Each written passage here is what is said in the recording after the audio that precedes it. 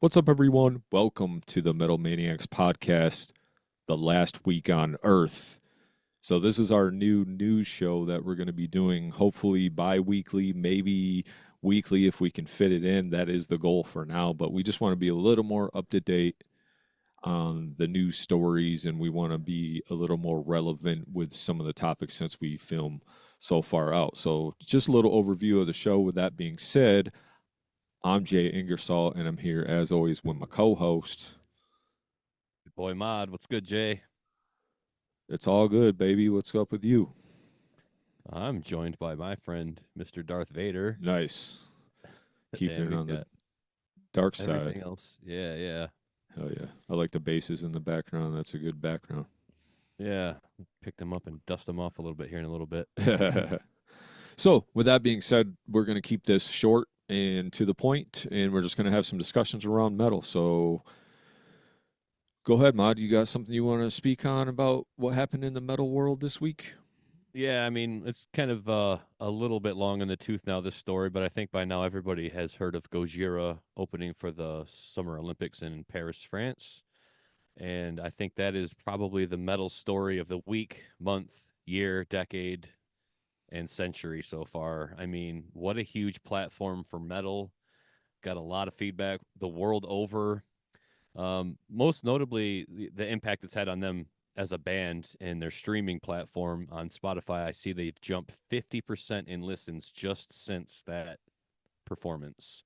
Holy They crap. were they were at a very hefty 1.8 million listeners per month prior to the Olympic performance, and they've jumped all the way up to 2.65 million monthly listeners in what's basically been a month since that performance Damn, of the good for song. them. Good for Yeah, them. and the song is Asaiha. If I My French is pretty bad. I specialize in a little bit more Espanol, but Asaihara, which means nothing to worry about. Let me double check that real quick. I had it up. I want to make sure it'll be okay. Is the translation there? It'll be okay. So I was close. Um, and also Gojira announced to perform at Wacken in 2025 Hell yeah. in the wake of this. Nice. So my opinions are this is good for metal. This is good for metal in general. It really solidifies metal as a staying power in the world of music. You've got country and hip hop, which have been dominating for years now, and rock's kind of faded. And metal, sometimes, you think at one point it's almost dead. But we've seen and we've talked about a lot the resurgence of metal in the last couple years, and now to see a band on basically one of the world's biggest stages, I think that really cements the staying power of metal. Like we're here forever, we're not going away, and I think it's good for new listeners who are now just discovering something like whatever they did know prior to seeing Gojira for the first time.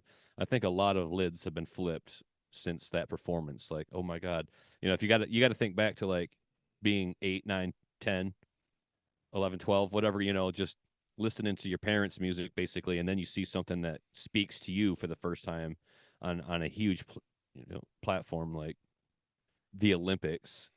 And I think it's going to be good for a lot of listeners. It's going to be good for metal overall. Um, I just think you know that it's so huge. I couldn't go without talking about it, even if we've all heard the news by now. It's the first thing I wanted to talk about on this new edition of the show here. What do you think of? Did you see the performance, Jay? Yeah, I watched like some reels of it. It was kind of a short performance, right? It wasn't like a whole 5 minute Gojira type banger or Right. nothing. But Yeah. yeah, of course. I mean, they're going to deliver every single time, and it still was pretty darn heavy. So as Yeah. far as that goes, that's they didn't just come out there and play like one of their lightest tunes because they could have opted to play something different. So it was cool that they still held it down and were like, "Hey, we're metal, we're here, we're jamming." Uh, I, Anything like that on the main stage or in corporate media, having metal or at least a band of Gojira's caliber to represent metal, like that's a great thing, man. That's a great thing for everybody, really. Yeah. I just think the performance was incredible, not just like their musicianship on display, but here they are like strapped to balconies Mm. on a castle, Yeah. flames going everywhere, headless Marie Antoinette, singing opera. Like, what is happening right now? This is the craziest thing ever. And I just think, man, one of my favorite bands forever. I'm one of those guys. I'm one of those guys. I've been riding with them forever. You showed them to Over me, so it's been since I discovered them with From Mars to Sirius. Of course, I got to flaunt that. I've been a fan of that band forever, and not just like a casual fan. Like I've got a dozen of their T-shirts. I have only seen them one time. Sadly, it's never really worked out. I know we were supposed to go and see them together. I had to work third shift, and being a new parent at the time, and holding down a third shift job, it wasn't like I could just call in sick for a concert. But love that band, have loved them for a long time, and was really happy to see like one of my favorite bands in my life playing one of the biggest stages ever. Just good for them. They stand for a lot of good things. That's evident in their lyrical content. And lastly, on Gojira, I know that Joe DePlantier, vocalist, he's a huge environmentalist advocate, and right now he's advocating for the release of Paul Watson, formerly of Sea Shepherd. If you're familiar, Sea Shepherd is like this organization that was deterring illegal whaling in parts of the ocean, so they'd go and disrupt like a Japanese whaling ship, and it got to the point where even Sea Shepherd like ousted him. At least Sea Shepherd in the USA. The world over has a different outlook on him, but I think that's more political. And his organization was basically pulled out from underneath him, and he's been arrested and apprehended in Japan. So now he's like incarcerated, and the world is trying to get Paul Watson to be released from his incarceration in Japan simply for standing up for mammals, yeah. dolphins, illegal whaling. Yeah. So I think that's the last bit of the tie-in for the news, just with respect to Gojira performing the Olympics. Is he's now using that platform to advocate for somebody's freedom, which I think is a noble cause. Good work. Yes, definitely. Yeah. I'm no reporter, but that's the news. Yeah, hey, that's the news. We're just here to talk about it. We're not reporting it. No. I want to talk about this story. Well, obviously, we both wanted to talk about this story. Yeah. So, what has it been? I think it's been 2 months. I should have looked it up and wrote it down, but it's been a little bit. Black Dahlia Murder is back, and they just released another new single called Mammoth's Hand. Yeah. And their album comes out on September 27th. It's called Servitude. Yep. And this particular song, you jammed it, right? I did. All right, cool. So today. All right, cool. So it draws some inspiration from a scene in Don Coscarelli's 1982 film, The Beastmaster. Okay. And did you watch the video with it? Because it's I did. Okay, cool. And I've also seen Beastmaster. Okay, perfect. So it's a little different pace for Black Dahlia, and I like that. The other one was more Black Dahlia-esque, the first single, but this one was a little bit different, and I really enjoyed it because Loved it. It'll break up the album because Black Dahlia can go from 0 to 100 for a while. They're usually just they can start at 100. blasting. Yeah. So it's kind of cool to hear a little bit of just kind of a slower, grungy type joint coming from them. Yeah, I listened to it and I immediately had the hair on my arm standing up. Like the power chord rhythm with the melody over the top of it, and they had that groove come in like really slow paced, and that's anytime you got all of those things going for me, I'm with it. Like a really simple rhythm, you got an awesome like low BPM beat going, and then the melody all day. I love this band. I don't think we've mentioned them enough on the show, and I'm sure that'll turn at some point, especially with the new album coming. We'll be talking more about them. Yeah, for sure. I guess my question for you is, having listened to the two singles since the announcement of the new album with Brian Eschbaugh as the now lead vocalist, how are you feeling about Brian handling those vocals? How's it sounding to you compared to what we would get from Trevor? It's a completely different thing for me just because Trevor's voice is so iconic, but I will say that Brian is filling the shoes very well.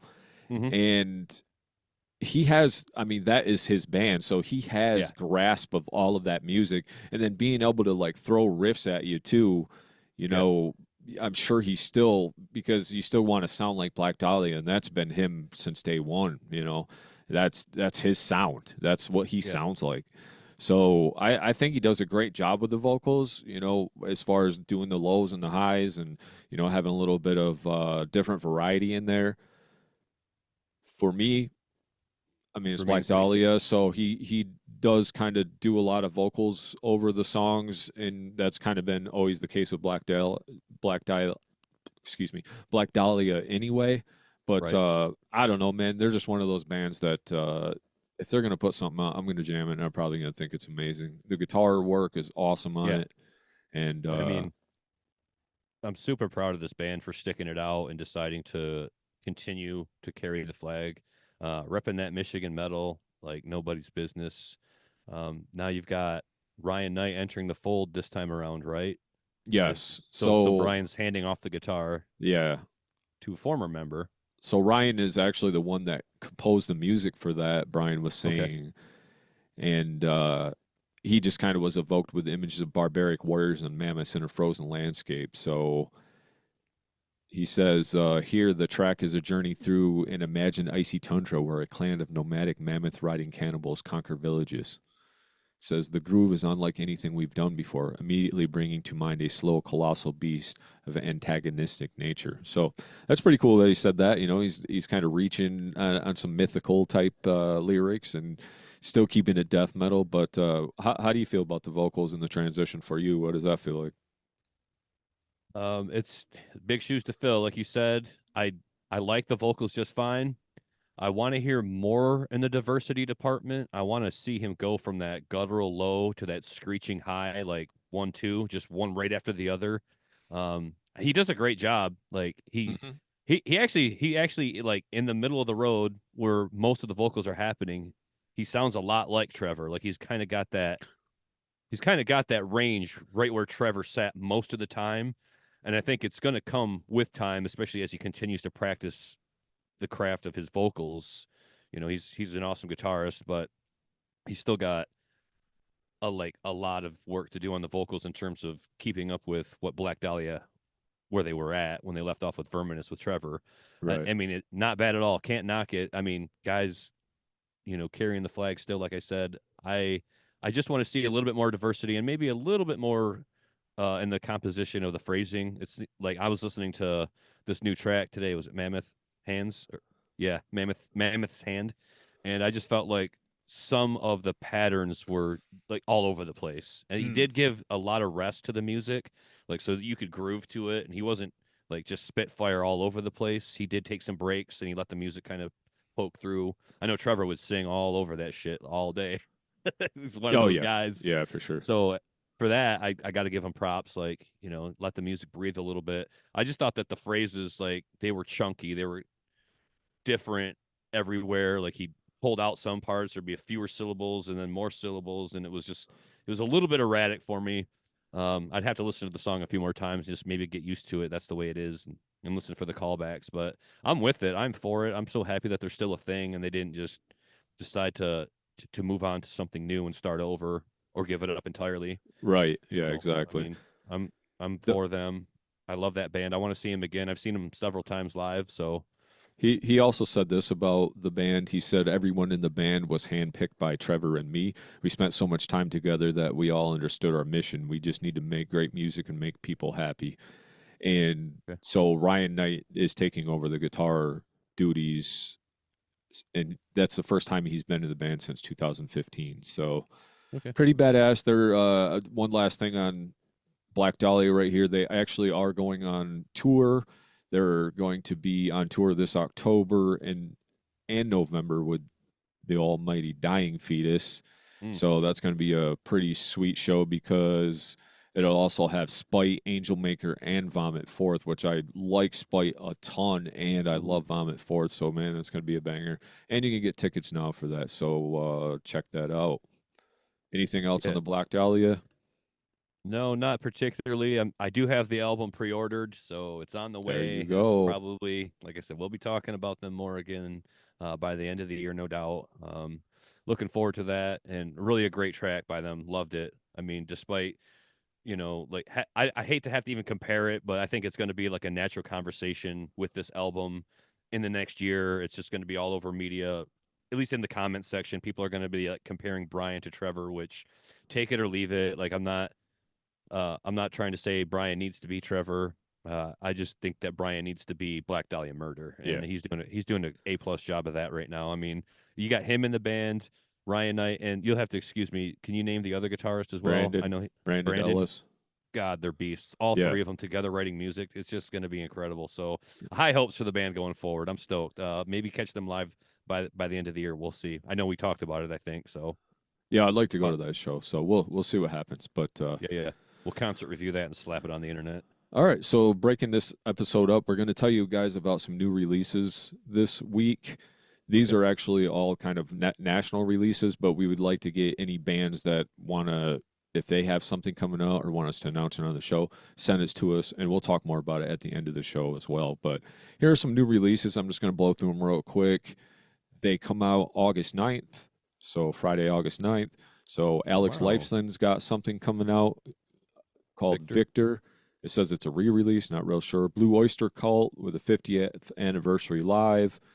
Dark Funeral, they have a 30th anniversary edition, which that's crazy. They've been around for that long. Fireball Ministry, Their Rock Is Not Our Rock, another re-release. And then you got Fulci, Duckface Killings. This band is pretty badass.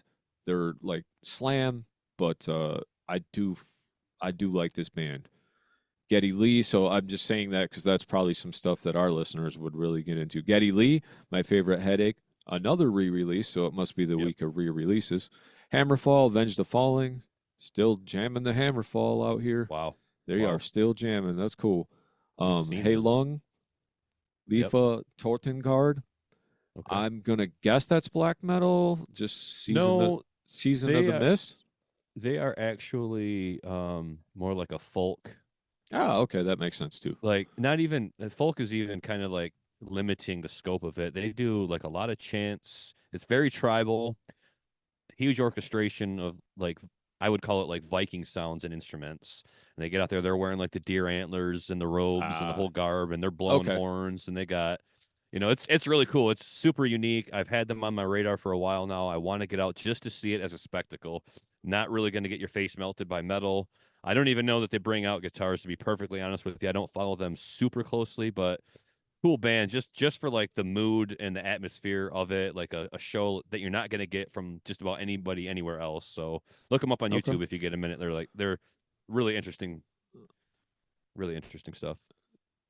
So definitely for fans of metal. So after you got Hai Lung, and then Enophelion, Reaper Dawn, they're on Century Media, so that might be have to be something that I dig into just to see what it is, because I'm not familiar with those guys. But Jim Peterick in World Stage, Roots and Shoots Volume 2, Mushroom Heads busting out a new one called Call the Devil, Pig Destroyer, that's another re-release of The Painter of Dead Girls, and then Prestige, Parasites in Paradise, another re-release, and then Siamese Elements. So them are just some of the bigger albums that are coming out tomorrow.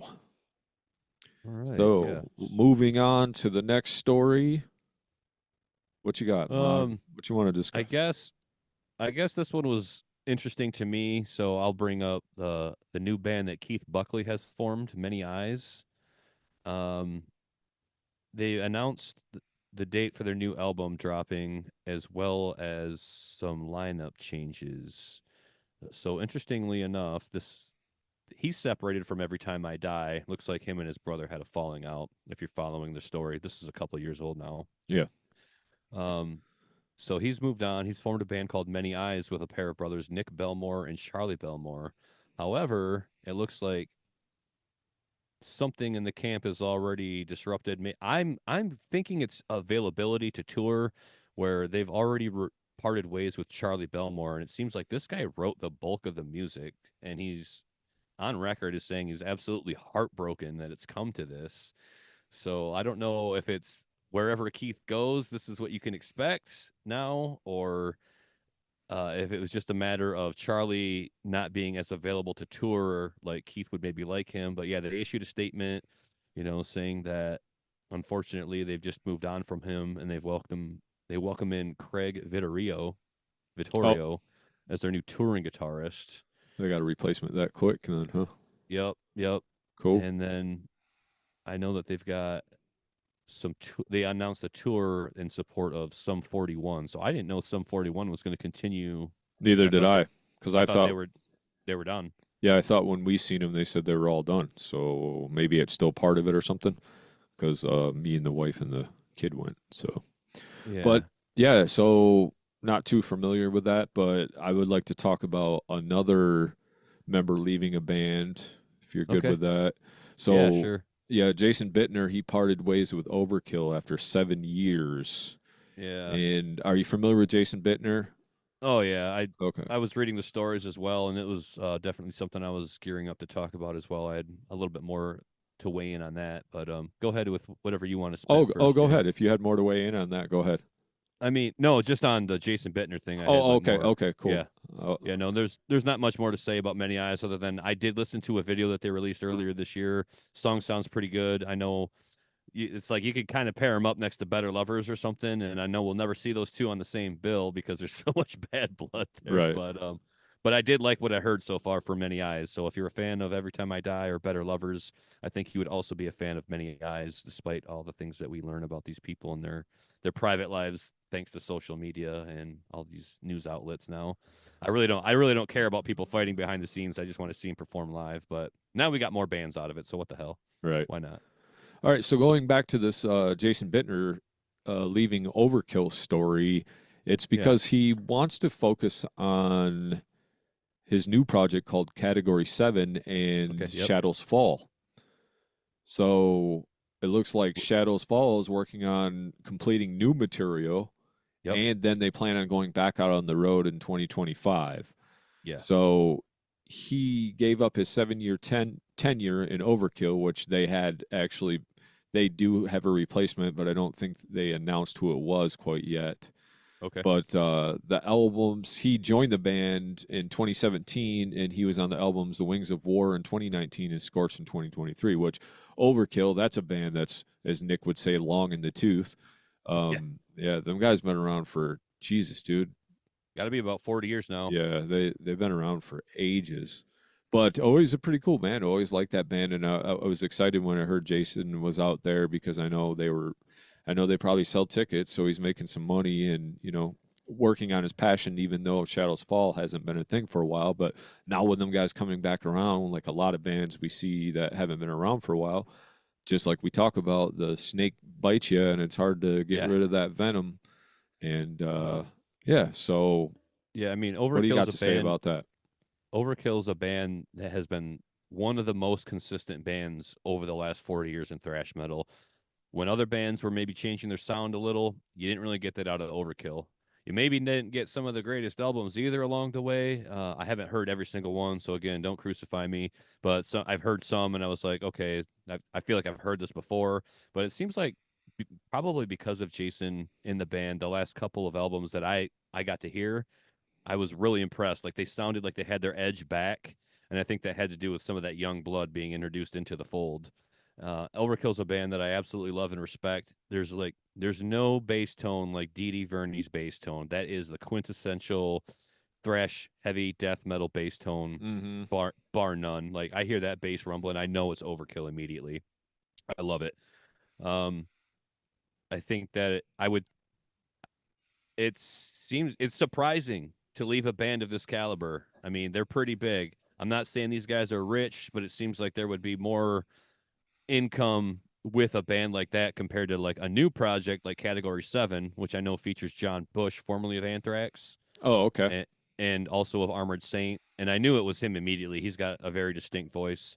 So I just don't see that being a band to compare to like Overkill status. overkill. Yeah, I Yeah. mean, but it's maybe he's got more say in what happens in the writing process there because it sounds like it's an original band. He's not joining Overkill. He's starting something with John Bush, and more exciting than all of that though is the prospect of New Shadows Fall. Now this is a band I have loved for so long and very much. I saw them live at the old intersection, which is now Mulligan's Pub, and they were handing out like free cassettes. This is how long Shadows Fall has been around, I was there. and the cassette had like two songs on it, and they were both on each side. So you just listen to two songs, flip it over, listen to the same two songs. I listened to the fuck out of this tape. Like I had a car with a tape player in it, and I would just listen to it. I think it was Crushing Belial and one other track. I don't know the name off the top of my head, but I just made me a fan of that band like no other. Their first album was of First Noble Blood, or oh, I forget. These things are so old, but that's how long the band's been around. Long enough to forget that they've been gone or that Yeah. they were a thing. And Right. I'm super stoked on them coming back because I think before Killswitch Engage, I was listening to Shadows Fall in terms of metalcore Yeah. and the new wave of American heavy metal coming through. So I'm super excited. That's the part about this story that makes me the happiest is that I know that I get Shadows Fall. If it means Overkill has to get a new drummer just so that I can have new Shadows Fall, so be it. Like that's what I want. Like Right. Overkill will be fine. Yeah, Overkill's they'll gonna get a find new. somebody. They got They're gonna somebody anyway. Yeah. yeah. So They got a great drummer lined up, and yeah. I wish them continued success as well. But I'm super stoked for Jason Bittner and Shadows Fall to be doing that again. Yeah, so going back to your point, he basically is on record saying, quote, all of this adds up to something having to take a break. So as today I no longer play drums and overkill, so I can concentrate solely on the bands that I am a full member owner of. So it's just having ownership and being creative in that outlet instead of just playing somebody else's stuff. So he probably Yeah, joined that band after they've been around for 30 years and he's been in it for 7.5. So yeah. you know. All right, cool. I don't really have anything else on that, and our time is starting to dwindle here. So, what else you got, buddy? Well, I know that in the future we'll probably take this time to announce some upcoming shows, but right now all I have for anybody is to be on the lookout for the Michigan Metal Fest taking place August 24th at Layla Arbitorium in Battle Creek. Got a host of bands on there, some of which we have featured on this show, namely Recorruptor, Kill Tomorrow, and Casket Robbery. I'm not sure if there's differing days on this event or if it's just a 1 day Saturday. I believe it's just 1 day, 2 stages. Okay. So yeah, it's definitely some bands we featured on the show. And like I said, out there August 24th, Layla Arbitorium in Battle Creek. Look that up. You got some time yet. I think this will Yeah, be out in time to give people the heads up. We'll promote more shows going forward. Other than send them that, to us. yeah, send us your flyers in the inbox. Yeah, Other than that, I mean, nothing really too newsworthy. We can wish Rex Brown a happy 60th birthday of Pantera, and Papa Het, James Hetfield, turned 61. So happy belated to both of those guys. And whew. yeah, Where's life still go? doing it. Yeah, Still but doing it, where's man. life go, man? Yeah. Jesus. I remember them guys being in their 30s putting Uh, out, yeah, mid them used to be late my 80s. fresh-faced heroes, dude. At one Yeah. time, Yeah. And lastly, I just got that Black Braid has announced a new album to drop next summer. So we've talked about Black Braid on the show a few times before. badass. Fucking love that band. I mean, can do no wrong where I'm at. So looking forward to that. With, Um, with respect to time, but just some final thoughts. Discuss what you were yeah. going to talk about right before we got on the Um, show for your last story. It's kind of a sad one. was it the one about Spotify? Yeah. Yeah. So yeah, so we need an alternative to Spotify, and here's why. Spotify CEO Daniel Ek cashed out $345 million worth of stock over the last year. Now, doing the research that was done for me and from the article that I got from a source called consequence.net, you guys can check me on this if you want, but that would take 115 billion streams for an artist to make the same amount of cash. So they're making 3/10 of a cent per stream. Can't even rub two pennies together with two streams. So, when I talk about like I'd rather buy music or just go to the band camp or something, this is why.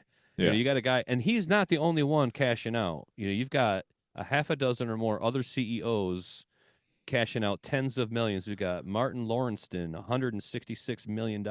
Alex Nordstrom, $26.4 million. Gustav Sordenstrom, $17.4 million.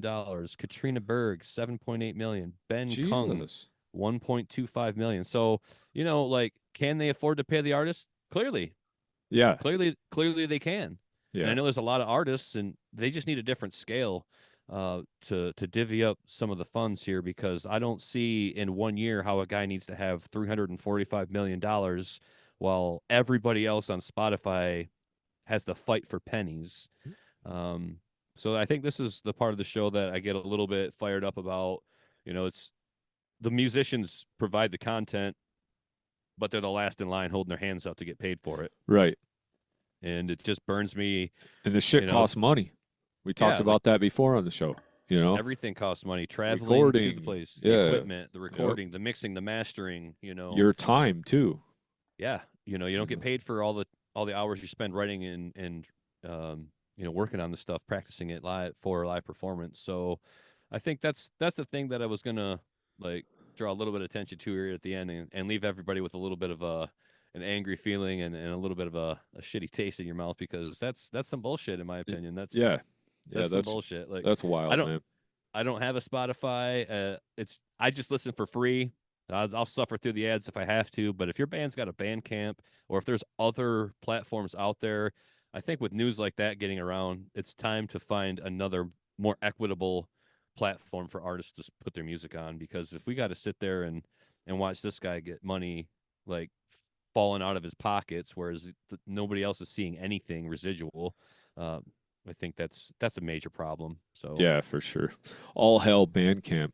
All right. yeah, I love it. With that being said, that wraps our first just news, the last week on Earth podcast up today. And we are going to do this. We're going to try to do this every week, but it might be bi-weekly. But we just want to be a little more on top of some of the news. The long-form show comes out every Tuesday, just called the Metal Maniacs Podcast. You guys go check that out if you're only hearing or seeing this particular podcast. So, yeah, man. Appreciate your work. Good times, Jay. Yeah, man. We'll see you Sunday. I'll be there. Much love, brother. All right, Keep take it care. metal. Peace.